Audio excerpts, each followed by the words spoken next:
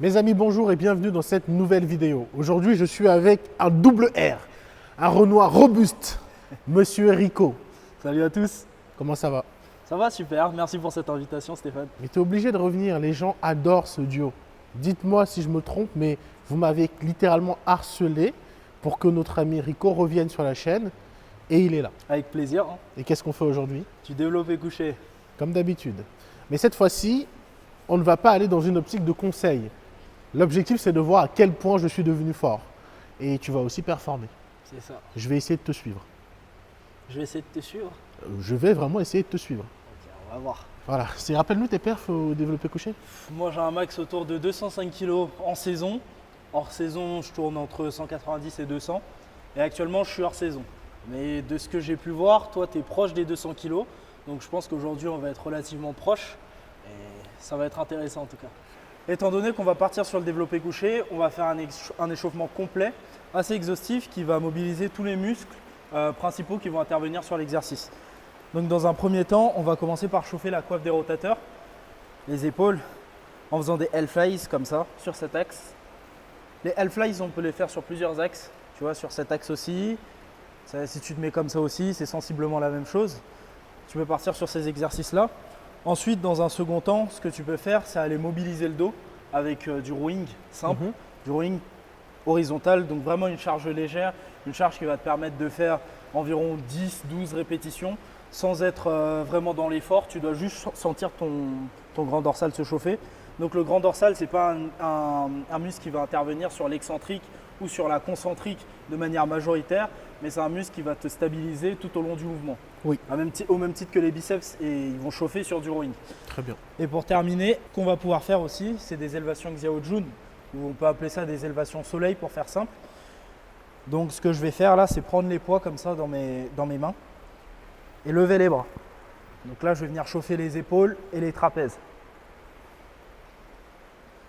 Donc comme ça, on peut partir sur 2 séries de 10 répétitions pour chacun des exercices que j'ai cités ici. Et dans l'ensemble, c'est plutôt bon pour partir sur le développé couché. Ce qui est important aussi, c'est de ne pas s'éterniser sur l'échauffement parce qu'il faut quand même garder un certain focus et une bonne énergie pour pouvoir exécuter un exercice de performance qui est le développé couché.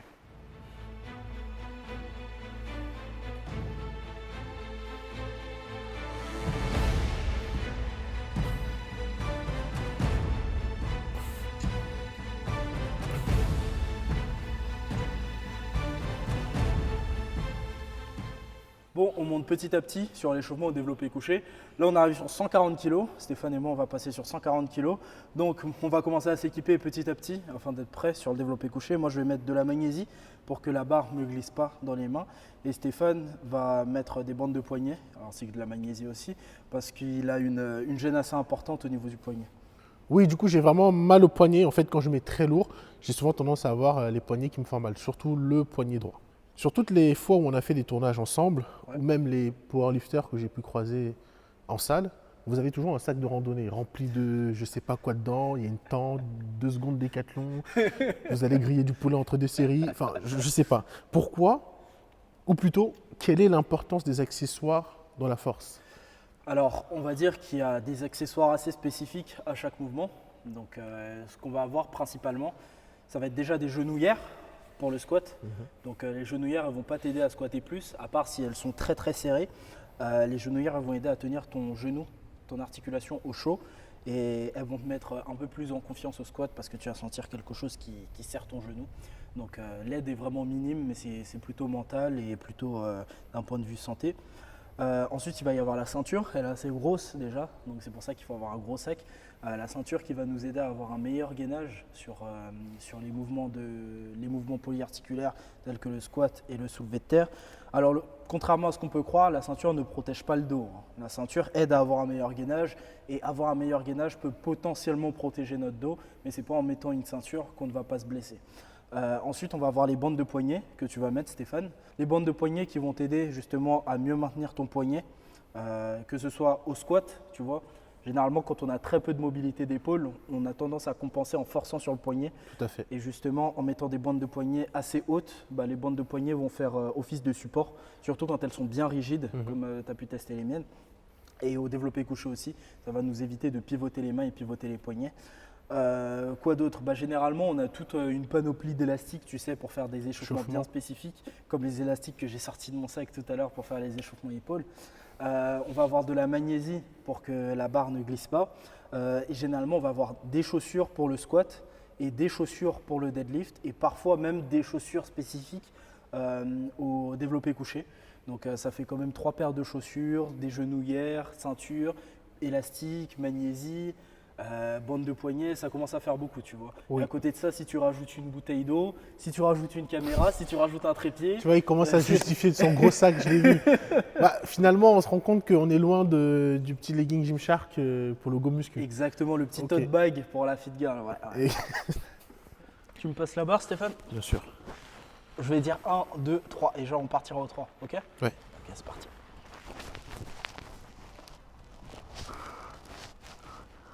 1, 2, 3. Nickel.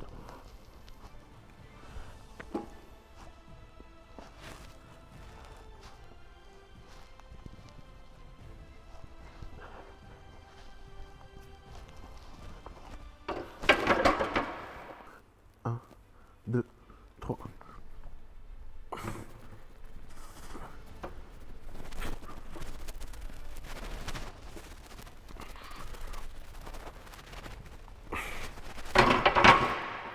Il faut que tu fasses attention quand tu sors ta barre.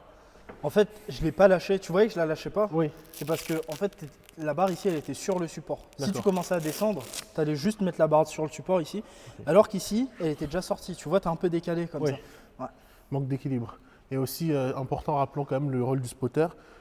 Comme vous avez vu, on compte pour se lâcher la barre, c'est important. Quand on sort la barre, on ne la lâche pas. Exactement. On accompagne celui qui est en train d'exécuter le mouvement pour qu'il appréhende la charge. Exactement. Ouais. Parce que tu la lâches le temps qu'il s'habitue à la charge et qu'il fasse s'arrête, il Ouais, a ouais. perdu trop d'énergie. Donc là, on part sur 160 kg, une répétition. Quand tu veux. Comme tout à l'heure, je te dis 1, 2, 3. Yes. 1, 2, 3. J'ai mal donné là.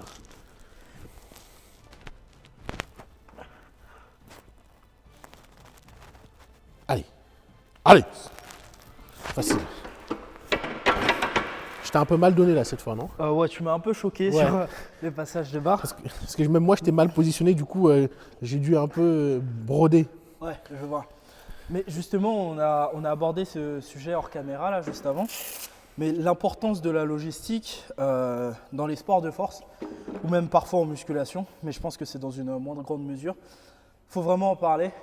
Parce que là, par exemple, moi j'ai fait des développés couchés à 200 kg en compétition, comme on peut le voir, dans des conditions assez difficiles, donc dans un autre pays ou quoi, mais ça n'égalera jamais une logistique particulière comme celle-là. Ici, il y a plusieurs commentaires qu'on peut faire. Le rack, donc les supports qui sont assez hauts et du coup qui m'obligent à prendre une nouvelle position en sortant la barre. Les barres qui tournent beaucoup plus que des barres classiques font que ma performance en prend un coup.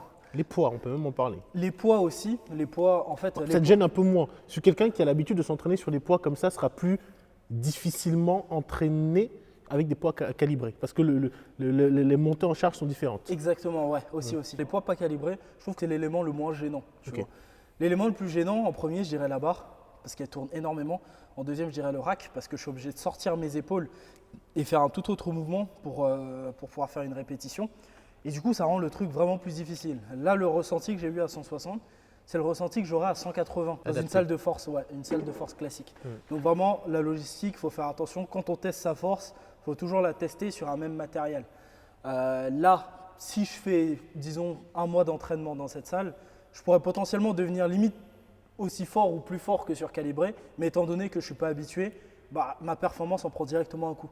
Et c'est intéressant parce qu'on voit tout de suite que tu t'adaptes. C'est aussi là qu'on voit le niveau de pratique qui est différent entre toi et moi, toi qui es un professionnel et moi qui ne l'ai pas dans ce milieu.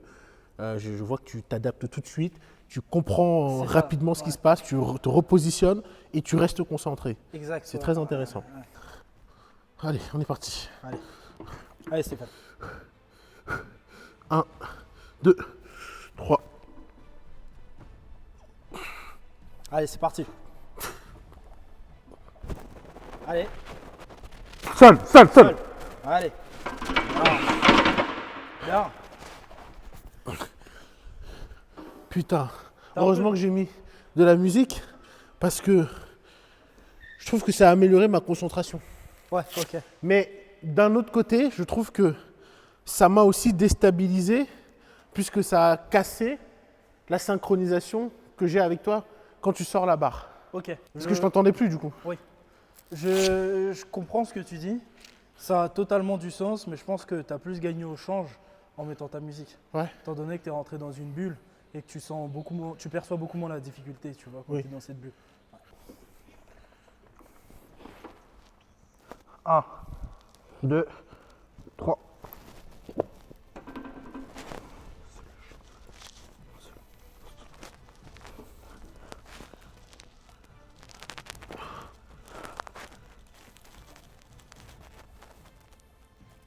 Et ça monte.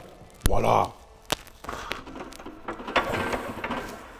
Super. Super. Là, j'ai senti que la barre est tremblée encore un peu. Et même moi, je l'ai senti quand je faisais. C'est fou quand même cette capacité que tu as de t'adapter direct. Bah, en fait, c'est ça. Je dirais qu'au niveau de la force, au développé couché, j'ai 3 maillons. Je vais avoir le poignet, je vais avoir le coude et je vais avoir l'articulation ici au niveau de l'épaule où je vais englober le pec, tout ça. J'ai le premier maillon qui est à 0 sur 10. C'est-à-dire qu'au niveau du poignet, j'arrive pas du tout à stabiliser la barre. Et justement, c'est ça qui me retire de la force parce que j'arrive quand même à m'adapter de manière à pouvoir me synchroniser au niveau du coude. Je contrôle bien l'ouverture de mon coude. Donc, vu que la barre tremble énormément, pour supporter mon poignet, je vais venir rentrer un peu plus mon coude, tu vois, sous mon poignet, plus que d'habitude, tu vois. Et je vais essayer de rester très stable au niveau de l'épaule et en fait amener mon épaule dans la position la plus basse possible, tu vois, pour avoir le torse le plus haut possible et réduire ma course. Et je l'ai vu là, hein, Ouais. tu t'es repositionné 2-3 fois pour trouver C'est l'angle ça. pas. J'ai trouvé mon angle et du coup, dès que je pose ma barre, j'essaie d'exploser le plus rapidement possible. En fait, vu que la barre tourne, mon poignet a tendance à partir dans cette position-là. Donc en fait, pour surcompenser, je mets mon poignet un peu plus dans cette position-là, donc un peu plus vers l'arrière. Et justement, je trouve mon équilibre comme ça, vu que de base, la barre a tendance à m'emmener comme ça. Donc c'est très technique en fait, mais c'est des changements que je fais de manière quasi inconsciente, tu vois. Et en fait, en fonction des contraintes, en fonction de où est-ce que je me situe dans l'espace, à force de faire du développé couché, bah, j'arrive à m'adapter. Et ça, c'est pas des choses que j'ai appris sur Internet, et c'est pas des choses qu'on m'a expliquées, c'est des choses que j'ai découvert moi-même en exécutant, pratiquant. tu vois, en pratiquant. Et je trouve que ça, je ne sais pas ce que tu en penses, mais c'est vachement intéressant parce que ça peut se rapporter au bodybuilding aussi. Il y a énormément de choses que j'ai appris dans la force. Déjà parce que quand j'ai commencé il y a 6 ans, il n'y avait pas énormément d'articles en français, mais énormément de choses que j'ai appris dans la force en tentant, en ratant, puis avec l'expérience et tout ça. J'ai découvert des trucs qui marchent sur moi-même. Et si aujourd'hui, je te donne le commentaire, je te donne l'astuce, je pense que ça ne marchera pas forcément sur toi de 50% parce que tu ne comprendras pas bien et 50% parce que les commentaires sont vraiment individuels, tu vois. Ça, c'est des choses que tu dois découvrir par toi-même quand tu t'entraînes. Bien sûr. Et quand je reviens sur les 3 facteurs que tu as cités, donc le poignet, le coude et l'épaule, on voit déjà que je pense que tu perds beaucoup de force. Le poignet qui n'est pas stable, mais surtout ce mouvement de se replacer, de chercher la bonne position pour parfaire son mouvement. Avec 180 kg à tenir comme ça, je pense que tu perds au moins 15%, voire plus. 15%, ça ferait vraiment beaucoup, tu vois. Bah quand même, hein, enfin, je 15%, spécule, ça fait mais beaucoup, quand même. ouais. Je spécule, mais Je pense un peu moins, mais Ouais. je perds quand même beaucoup de force, tu vois, vu Ouais. que je suis pas sur mon équipement habituel, tu vois. Et je suis pas aussi, tu vois, ça c'est un facteur un peu moins important, mais je suis pas sur mon créneau d'entraînement habituel. J'ai l'habitude de dormir à cette heure-ci. Mais voilà, pour te donner un exemple, et c'est ce qui peut expliquer ce manque de performance. Parce que d'habitude, on a même tendance à être plus fort à la salle qu'en compétition dans ce sport-là. Allez, à 3. 1, 2, 3. allez, c'est parti, Stéphane. Allez. Seul. Seul.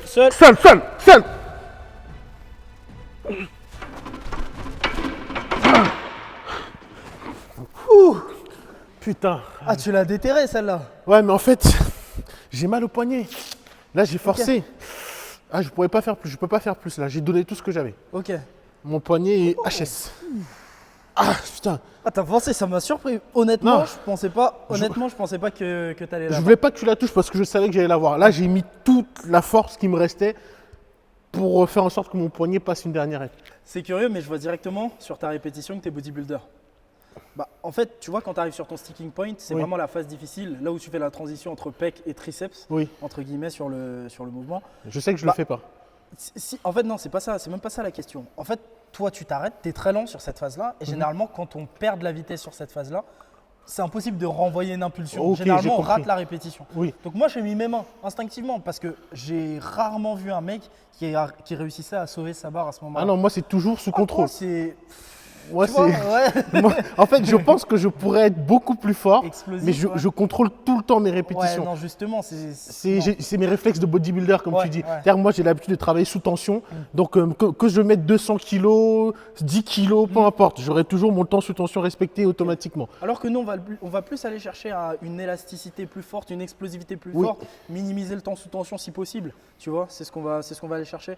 Au squat, je le fais très bien parce que je me suis habitué, à force de mettre des charges lourdes, à limiter mon temps sous tension. Mais Ok. au développé couché, je sais pas, c'est instinctif. Même quand je fais, tu sais, la dernière fois, j'ai passé 5 reps à 180. Ah oui, Même oui, sur au les 5 développé reps, j'étais. 182 même, je crois, non. Je sais plus. 180, je sais plus. Je sais plus. Mais même sur ces 5 reps là, j'étais toujours pas très explosif. Ok. Toujours en train de Ouais, je contrôler. voyais, tu contrôlais. Ouais. Ouais. Alors que tu pouvais être bien plus explosif, tu vois. Mhm. Justement, ce qu'on cherche en powerlifting, souvent, c'est d'aller le plus vite possible sur chaque répétition. Pour aujourd'hui, on s'arrête à 190 kg. Je pense que c'est quand même une belle performance. Et tu m'as expliqué tout à l'heure qu'il y avait vraiment une importance en termes de concentration. Quand on a parlé hors caméra, je trouve que c'est un sujet intéressant. Si tu peux simplement le redire en faisant une synthèse de tout ce que tu m'as expliqué. Oui, donc c'est un sujet que j'aborderai plus précisément sur ma chaîne, tu vois. D'ailleurs, allez le Mais- suivre. Très très bon contenu. Pardon. Rico Powerlifting sur YouTube. Alors, c'est un sujet que j'aborderai plus en précision dans une vidéo dédiée parce que c'est un sujet sur lequel je ne peux pas être très exhaustif, tu vois, en l'évoquant ici. Mais il y a ce qu'on appelle l'imagerie mentale. C'est un concept en fait qui fait que tu te représentes ta barre avant même de la faire et ça peut t'aider à la passer plus facilement. Ça, c'est vraiment pour faire gros, pour vulgariser. Alors, on s'en sert beaucoup en force. Et en fait, avant de faire une barre, il faut déjà trouver son état mental dans lequel tu vas te mettre. Il y a certaines personnes qui préfèrent être plus calmes, il y a certaines personnes qui préfèrent s'exciter. Mais en fait, faut être dans aucun des extrêmes parce que vraiment, quand tu es trop calme, bah, tu vas pas être assez nerveux pour bien pousser ta barre. Et justement, quand tu es trop extrême, tu vas avoir tendance à déformer ta technique. Ce qui peut aider dans cette situation-là, c'est de faire de l'imagerie mentale. Alors, ce qu'on va faire, c'est fermer les yeux. Essayer de se représenter dans l'espace, se voir à la troisième personne. Donc là, je ferme les yeux et j'essaie de me voir à la place de Enzo, du caméraman. Et je vais essayer de me voir en train de m'allonger, en train de choper la barre, la sortir, donc bien sentir les 180 kg, les amener sur mon torse, penser à toute la trajectoire, la petite pause que je vais faire sur le torse et ensuite les renvoyer. Et justement, en faisant ce petit exercice, ce sera comme si j'avais déjà fait une répétition avant de commencer ma série. Du coup, ça me permettra de me mettre dedans plus facilement. Donc ça, c'est vraiment ma petite astuce pour pouvoir me mettre dedans. Et déjà, ça va me permettre de me concentrer. Donc vraiment marquer une pause entre le moment où j'étais avant ma barre, genre je rigolais ou je discutais, et ensuite le moment où je vais pousser ma barre et où je vais avoir besoin de 100% de mes capacités physiques. Maintenant, j'aimerais aussi que tu approfondisses le sujet dont on a parlé tout à l'heure. Tu m'as dit qu'il y avait vraiment une différence de performance quand tu es en préparation pour une compétition et quand tu ne l'es pas. Ok. Et comment ça s'explique aussi? Ok. En fait, ça va s'expliquer grandement par la spécificité et par des notions que tu as déjà abordées dans tes vidéos qui vont être l'intensité d'entraînement et potentiellement la fréquence d'entraînement. Alors, quand je vais être loin d'une compétition, je vais bâtir ma base. Donc, je vais être moins spécifique. Mon entraînement, il va un peu plus se rapprocher du tien.